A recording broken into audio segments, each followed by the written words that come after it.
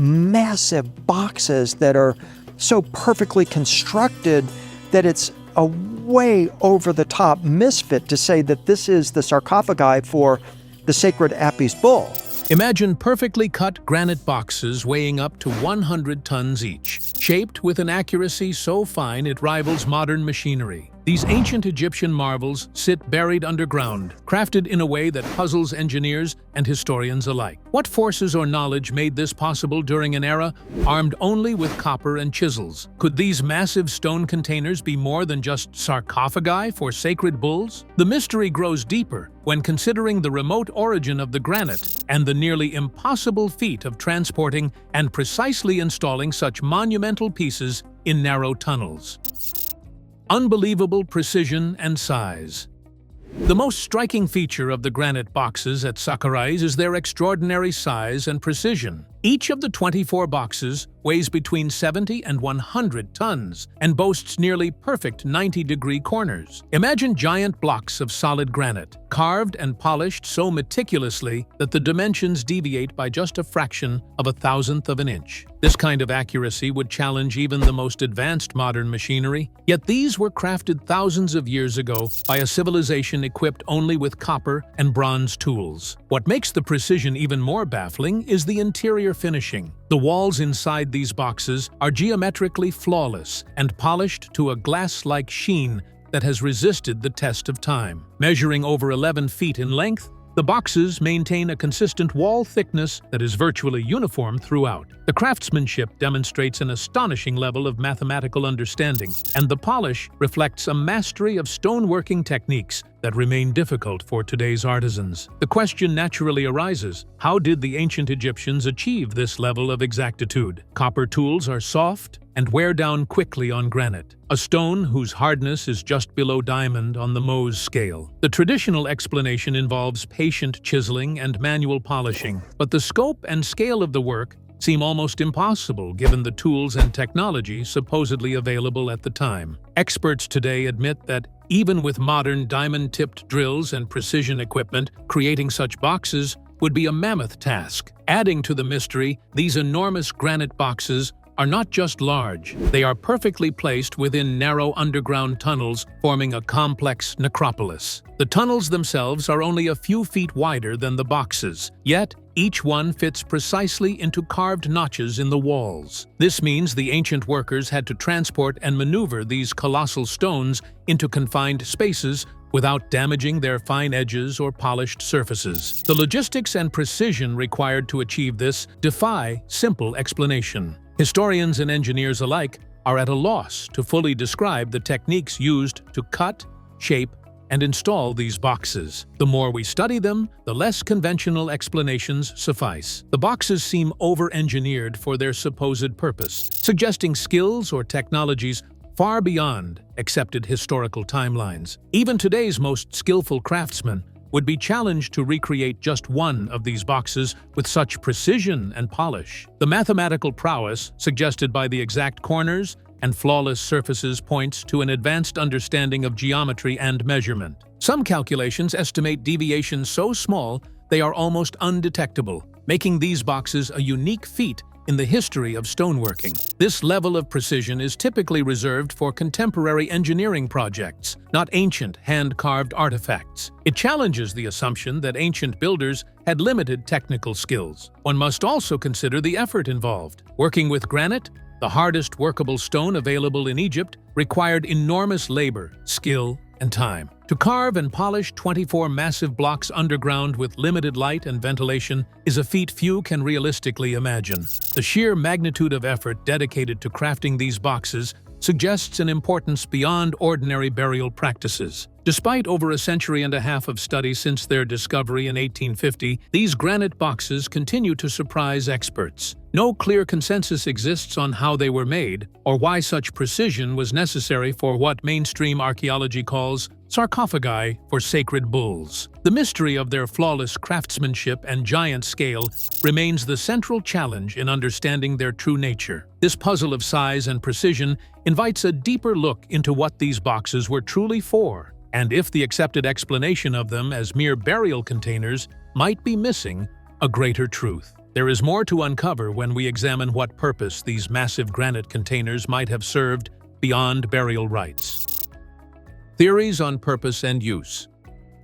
The commonly accepted theory is that the Sakara granite boxes served as sarcophagi for the sacred Apis bulls, animals considered incarnations of the god Ptah. Archaeologists believe these bulls were buried with great ceremony, and these enormous boxes were intended as their final resting places. However, given the size, precision, and cost involved in creating them, many experts find this explanation somewhat underwhelming, if not puzzling. Why devote such resources to burying bulls, even sacred ones? Adding to the mystery, the interiors of the boxes are polished to a finish as smooth as glass. Unlike anything seen in other burial containers from the era, this glossy polish hasn't faded despite no recent attempts at maintenance, indicating some lost technique in achieving a near-mirror finish. The craftsmanship suggests the boxes were designed to serve an extraordinary function, not just to hold remains. Some researchers propose the boxes might have been airtight containers. The choice of granite, instead of more accessible limestone, supports this idea. Granite's non-porous nature would create a hermetically sealed chamber when fitted with their heavy lids, which sometimes weighed nearly 30 tons. This could explain the massive stone lids, and in some cases, additional stones placed on top, implying the need for extraordinary pressure. An intriguing alternative theory put forth by scientists like Russian researcher Kozmin Borisov suggests these granite boxes may have functioned as ancient batteries. Granite contains quartz crystals that can generate electric charge under mechanical stress. According to this idea, the boxes could have been designed to store or produce some form of electrical energy. Inside underground chambers without soot marks, this battery hypothesis challenges traditional burial explanations and opens radical possibilities about ancient Egyptian technology. Evidence supporting this electrical theory includes the sealed design, weighty lids, and absence of burn marks that would normally occur if fire torches were used underground. The stacked stones found on the lids in some historical sketches signal intentional pressure amplification. If these boxes were not purely funerary, what kind of advanced scientific or ritual process might the original builders have pursued? Mainstream Egyptology tends to dismiss such ideas as speculative or fringe. Traditionalists emphasize the religious and cultural role of the Apis bull as justification for this monumental effort. Yet, the sheer scale and quality of manufacturing hint at a purpose demanding more than simple burial comfort. For example, other Apis bulls were interred in wooden coffins nearby, which raises questions about why these granite boxes were so large and costly. Furthermore, the size of the boxes appears excessive for the bulls themselves, often leaving vast empty space inside. Comfort or preservation is usually not a guiding factor in ancient Egyptian burials, which often featured small, tightly fitting coffins for humans. This suggests the boxes were likely intended for something more complex or symbolic than conventional sarcophagi. The mystery intensifies because some boxes were left unfinished or abandoned mid-construction inside the tunnels. The inconsistent state of completion hints at an interrupted or changed purpose, making the burial theory even less certain. It raises questions about what stopped the project and what the original plan truly was. Ultimately, the purpose of the Sakara granite boxes remains elusive. While burial for sacred bulls fits the visible evidence superficially, alternative theories rooted in science, engineering, and lost technologies open wider possibilities. Understanding their intended use could rewrite more than just history. It could transform our view of ancient civilizations altogether. As compelling as these theories are, solving how the Egyptians acquired the raw materials and moved these colossal stones is the next piece of this baffling puzzle. Granite origins and transportation challenges.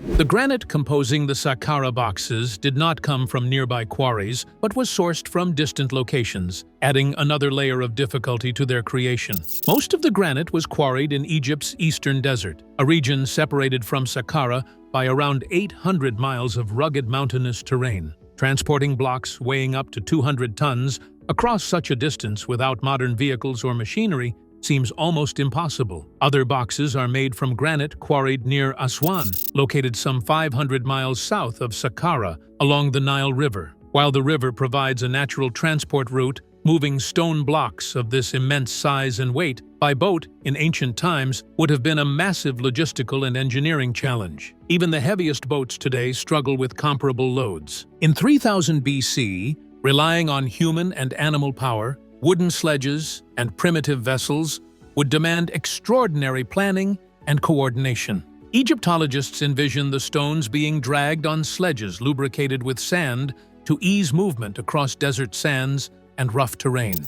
This method, though demonstrated in some reliefs, does not entirely explain how they managed the considerable elevation changes and obstacles between the eastern desert and Sakara. Furthermore, some of the tunnels where boxes rest are barely a couple of feet wider than the stones themselves, excluding large groups of laborers physically pushing or pulling the blocks through. Notably, an abandoned unfinished box found in the middle of a narrow tunnel has no sledging mechanism beneath it. Without mechanical assistance, hundreds of men pushing at once would be the only option, but the tunnel space could not accommodate so many people simultaneously. This physical impossibility leaves researchers questioning how these stones could have been maneuvered with the technology credited to that era. Modern replicas attempting to move similarly sized granite blocks rely on heavy machinery, cranes, and hydraulic systems. The ancient scenario requires imagining vast teams of workers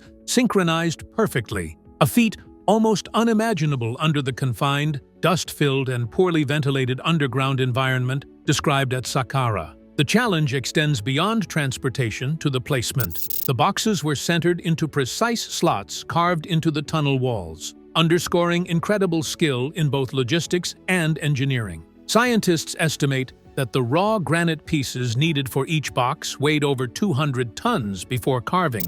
Moving such massive monoliths calls into question the feasibility of the manual labor model presented by mainstream archaeology. While sledges and manpower methods are well documented, they struggle to explain feats on this scale and in such confined conditions. Adding to the enigma is the decision to use granite at all, given that limestone was abundant and far easier to quarry and transport nearby. Limestone blocks were the preferred material for many Egyptian constructions, yet the builders chose granite, which is significantly harder and heavier. This choice implies the granite was critical for a specific reason, not merely tradition or availability. Some experts speculate the non-porous nature of granite was vital for constructing airtight containers, while others suggest the granite's quartz content could have had electrical properties necessitating its use. Either way, the granite's distant origin and the complex route it traveled strengthen the argument that these boxes were the result of extraordinary effort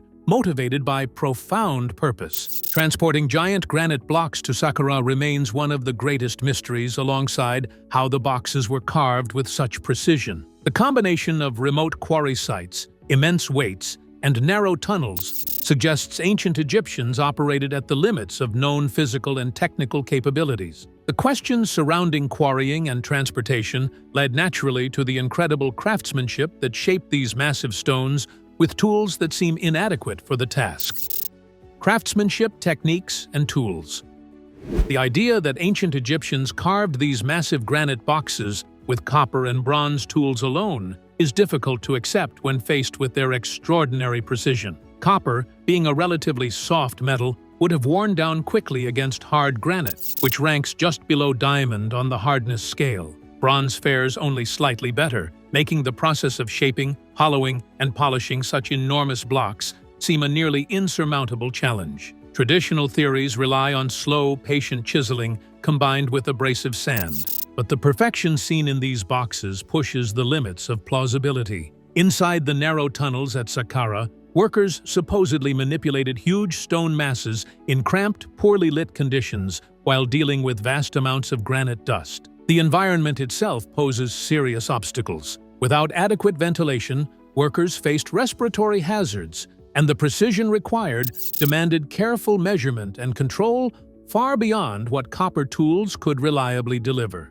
These conditions challenge the notion that simple hand tools could create flawless 90-degree angles and perfectly smooth interior walls. Further complicating the issue is the uniform thickness of the box's walls, often consistent to fractions of an inch across spans of several feet. Achieving this with handheld tools and no advanced measuring devices implies extraordinary skill combined with techniques that remain mysterious. The idea of shaping entire boxes underground after quarrying solid granite blocks disrupts the common understanding of Egyptian stonework, typically associated with surface carving and lifting stones into place. Modern engineers admit that quarrying and hollowing such granite blocks today requires high-tech machinery, including diamond-tipped drills and hydraulic saws. Even with these tools, the task is labor-intensive and complex. By contrast, imagining ancient stonemasons painstakingly scraping away granite by hand for months or years strains credibility,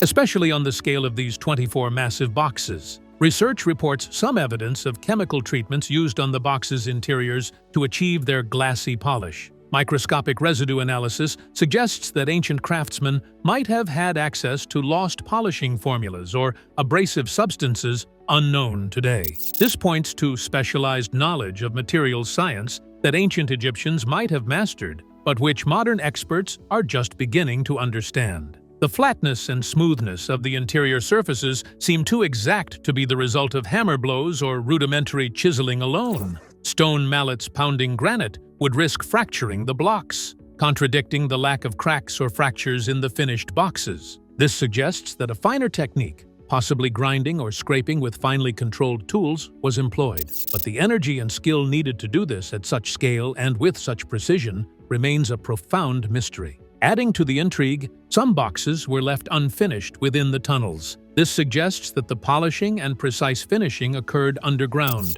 demanding techniques specific to a confined space. Workers had to manage the dust and lighting challenges, producing surfaces still dazzling centuries later. The scale and perfection of this underground operation raise questions about lost technology or methods that mainstream history has yet to uncover. While the official story credits generations of dedicated craftsmen honing their skills through patient repetition, physical limitations on human endurance and precision seem incompatible with the box's exactness. The effort required to create these monolithic pieces arguably surpasses that of any known ancient stonework, pointing to the possibility that the standard narrative is incomplete or even incorrect. These challenges in craftsmanship lead us to look for more concrete evidence of the tools or machinery that could have made such work possible, possibly shedding light on technologies beyond the accepted historical record. The surfaces and cuts found on similar granite artifacts hint at a level of sophistication that raises even more questions about how these structures came to be. Evidence of advanced cutting technology.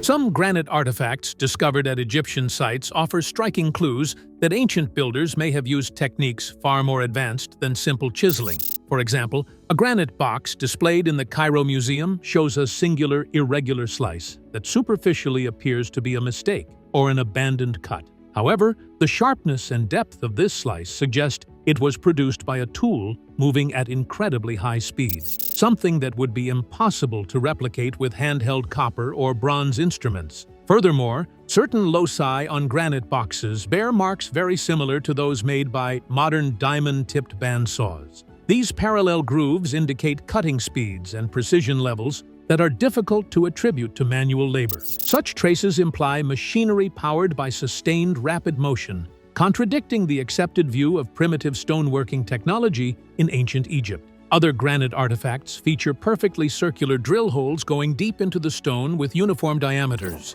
Creating these would require a rotary tool tipped with a hard material, such as diamond, to bore through granite efficiently. The consistent width and smooth surfaces of these holes challenge the idea that they were produced with rudimentary tools only. One particularly compelling example is a cylindrical granite piece found near the Great Pyramid, engraved with a continuous spiral groove, resembling the spiral groove on a vinyl record. Forming such a groove demands a steady rotational movement at high speed, which would have been extraordinarily difficult with ancient hand tools alone. The technical skills and equipment implied here seem far beyond what standard historical narratives support. These anomalies fuel questions about the presence of lost technologies or mechanical devices once in use around ancient Egyptian sites. Some theorists propose that these tools were sophisticated stone-cutting machines powered by water, wind, or unknown energy sources. Although no direct evidence of such machinery has been discovered, the marks and cuts left on the stones argue strongly that simple hand tools don't tell the full story. Mainstream archaeology often explains these features as the result of highly skilled manual labor combined with rudimentary abrasives, but the physics of granite cutting makes those explanations tenuous. The sheer effort and time required to replicate this on a large scale with hand tools would be overwhelming and difficult to reconcile with known historical accounts. Additionally, wear patterns on certain granite surfaces suggest operational speeds exceeding those employed by modern industrial cutting tools in some cases. This observation invites speculation about the technological capabilities of ancient craftsmen, possibly including diamond-tipped blades or drills. Such technology, if confirmed, would rewrite our understanding of ancient engineering. These observations also prompt re-examination of related megalithic sites worldwide, where precision stone-cutting techniques appear far ahead of their time. Could the granite boxes of Sakara be part of a larger tradition of advanced crafting once lost to history? The puzzle deepens as we face this mounting evidence. While the intrigue around advanced cutting technology grows, the surprising discrepancies between the flawless boxes and the crude inscriptions found on some suggest a tangled history involving multiple civilizations, each leaving traces within these granite masterpieces. With these mysteries in hand, the story of the Sakara granite boxes moves beyond stone and tools into the realms of history, culture, and perhaps forgotten knowledge. Anomalies in inscriptions and dating. One of the most perplexing aspects of the Sakara granite boxes is the apparent mismatch between their exquisite craftsmanship and the inscriptions found on some of their surfaces. While the boxes themselves are masterpieces of precision, the hieroglyphic carvings present are crude, rough, and amateurish. These scratches appear hastily done, lacking the symmetry and polish of the stone around them, as if added by less skilled hands long after the boxes were completed. Egyptologists have dated these inscriptions to around 3000 BC and use them as anchors for dating the boxes themselves. However, this method raises questions since the carvings do not share the same high-quality finish as the boxes, suggesting they may have been added at a later time by a different group or civilization. This challenges the assumption that the creators of the boxes and the inscribers were one and the same. Further complicating the narrative, many of the boxes remain untouched by inscriptions, their flawless polished surfaces untouched by carving. Why would only some boxes bear these rough markings, while others maintain perfect smoothness? This selective inscription hints that the box's primary purpose might have been unrelated to burial or ritual as understood by the Egyptians who left the graffiti-like carvings. The newer theory suggests that the boxes could be remnants from an older culture, inherited or repurposed by the Egyptians who added hieroglyphs without fully understanding or respecting the original craftsmanship. If so, the boxes themselves are far older than the inscriptions claim, possibly belonging to a lost era with far greater technological skill. More questions arise when considering the box's precision, seemingly incompatible with the level of stone carving evidenced by the inscriptions. How could the same civilization deliver such mathematical genius in building these boxes, yet show such rudimentary expertise in engraving? This incongruity demands re-examination of established archaeological timelines. These anomalies also call into question the reliability of using inscriptions alone as definitive dating tools. Given the huge labor investment in the boxes themselves, it seems unlikely such a valuable artifact would be left with mere amateurish inscriptions as its only contextual clue. The box's origin may well lie outside the known historical record. The faint scratches from chipped chisels on the granite surfaces, most likely the result of tool slips during carving, still remind us of the incredible difficulty involved. Yet these micro-marks do not diminish the box's perfection. Rather, they hint at meticulous craftsmanship within impossible constraints. The inscriptions pale in comparison to this monumental engineering. In light of these inconsistencies, the idea that the Sakara granite boxes were made during a lost period or by an unknown civilization gains traction. If these boxes predate the inscriptions, then much of our understanding of Egyptian history and technological capability might need radical revision. Ultimately, the combination of pristine stonework and crude inscriptions forms a riddle that refuses easy answers, leaving the true origin and maker of these boxes shrouded in uncertainty. As we dwell on who really built these boxes, it becomes clear that alternative histories might hold clues that mainstream archaeology overlooks or dismisses. Alternative theories and lost civilizations. Some researchers propose that the Sakara granite boxes were not originally crafted by the Egyptians we know, but were inherited from a far older, more advanced civilization wiped out by ancient cataclysms. This idea, once dismissed as fringe, gains appeal in light of the technical challenges these boxes present and the stark contrast between inscriptions and craftsmanship. It suggests a lost chapter of human history. Prominent hypotheses link this mysterious culture to other megalithic monuments worldwide, arguing these structures share a level of technological and mathematical precision unexplained by traditional archaeological accounts. The concept of prehistoric architects, with advanced tools and scientific knowledge, challenges established narratives that portray ancient Egyptians primarily as skilled but limited stoneworkers. One popular proponent of this view, Graham Hancock, points to global flood myths as possible evidence for a massive cataclysm that erased a once technologically advanced civilization. According to this interpretation, the survivors' knowledge was fragmented, with succeeding cultures like ancient Egypt inheriting remnants without full understanding. This framework helps explain why the granite boxes, seemingly so advanced, could be decorated with amateurish inscriptions, later civilizations simply appropriating artifacts they did not build or fully comprehend. Such a scenario draws parallels to how modern humans stumble upon and repurpose ancient relics without grasping their original function. Supporting this idea, some engineers and researchers suggest the boxes could have served functions unrelated to burial, such as energy harnessing or storage devices, batteries powered by granite's quartz crystal content under pressure. This portrayal of the boxes as part of a sophisticated ancient technology aligns neatly with the idea of a lost advanced culture. Opponents reject these alternative theories, insisting that all evidence supports the timeline of Egyptian Copper Age craftsmanship honed by generations of artisans. Yet, they often struggle to provide satisfactory explanations for the scale of precision, the mathematical complexity, and the logistical impossibility of transporting these massive granite blocks with simple tools. The idea of a forgotten civilization invites us to reconsider how knowledge and technology might have been lost through time, catastrophe, or deliberate forgetfulness. It forces us to rethink human progress not as a linear rise, but as a cycle with abrupt interruptions and recoveries.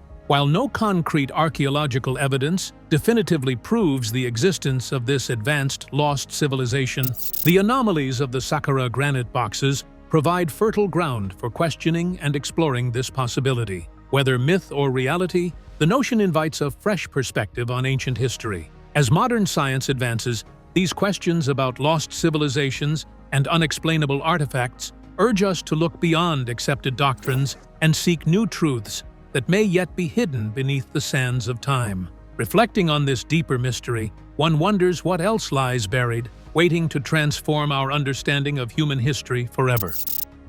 Unanswered questions and lasting enigma. After centuries of study, the Sakara granite boxes remain a riddle wrapped in stone, challenging our understanding of ancient technology and civilization. The precision of their construction, their massive weight, and the complex logistics required to quarry, transport, and install them continue to defy explanation. Every answered question seems to raise two more, deepening the mystery rather than resolving it. One puzzle lies in the choice of granite over limestone, even though limestone was more abundant, softer, and easier to work with nearby. Granite's porousness, or lack thereof, suggests the ancient builders needed airtight containers, perhaps for reasons lost to history. But why go through such extraordinary effort to seal these stones and place massive lids weighing nearly 30 tons on top? The purpose behind these measures remains unknown. The immaculate inner surfaces polished to a glass-like sheen add another layer to the enigma. This finish has resisted weathering and time without recent restoration, hinting at lost techniques or chemical methods the ancient craftsmen used. The remarkable uniformity of wall thickness and near-perfect geometry hint at skill levels far beyond simple hand tools and traditional apprenticeships told by mainstream history. Transport and installation provide equally baffling questions. The stones weigh tens of tons and sometimes exceed 100 tons, quarried hundreds of miles away under harsh terrain. Narrow tunnels only slightly wider than the boxes themselves leave virtually no room for large teams of workers. How these blocks were moved, turned, and precisely settled into their niches without modern machinery is unknown and seemingly impossible based on current knowledge. Within these underground labyrinths, some boxes remain unfinished or abandoned, suggesting the project was interrupted abruptly. Whether caused by social upheaval, natural disaster, or shifting priorities, the halt leaves us wondering what originally motivated such a monumental effort. The sudden stop adds a human element of mystery to the technical questions that already challenge experts. Furthermore, the differences between the high-quality stonework and the crude inscriptions weaken the idea that the boxes were built for a known Egyptian dynasty. Instead, they suggest layers of history where later civilizations inscribed over or repurposed artifacts from an unknown origin. This complicates dating and forces expansive reconsiderations of the timeline of human achievement. The potential function of these boxes stretches beyond burial, hinted at by theories about their use as pressure chambers, electrical storage devices, or part of an ancient scientific process. What kind of knowledge did their creators possess that allowed them to harness these phenomena? Theories of prehistoric advanced civilizations evoke a future where lost knowledge might be rediscovered. Speculation about extraterrestrials, magic, or giants often fills gaps left by current understanding. But none of these explanations holds solid evidence. What remains is a plea for open-minded inquiry, combining archaeology, engineering, chemistry, and history to unlock secrets still buried beneath Egypt's sands. Each new discovery may bring us closer to the truth of these impossible granite boxes. The Sakara granite boxes defy explanation, blending unmatched craftsmanship with unresolved mysteries. As we uncover more, these stone giants may reshape how we view ancient technology and human history. If you enjoyed this deep dive, please like and subscribe for more fascinating explorations into the world's greatest enigmas.